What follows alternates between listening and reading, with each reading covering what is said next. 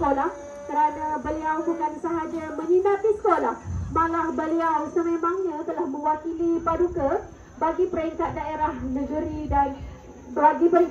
dan negeri semenjak tingkatan 1 sehingga sekarang.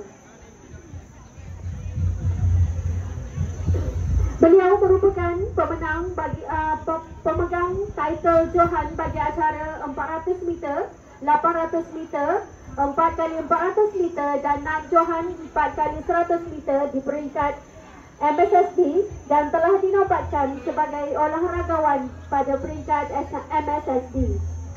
Dan di peringkat MSSK, beliau merupakan naik Johan dalam acara 400 meter, 4x400 meter dan merupakan pemenang tempat ketiga bagi acara 800 meter.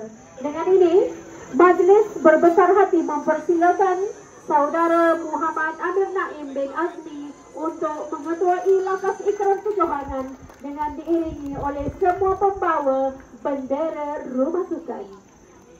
Dipersilakan.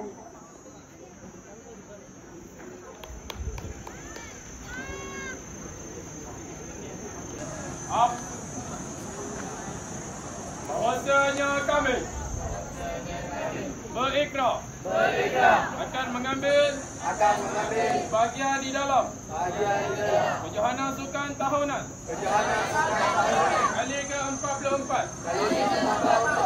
MK Datuk Mahmud Paduka Raja 1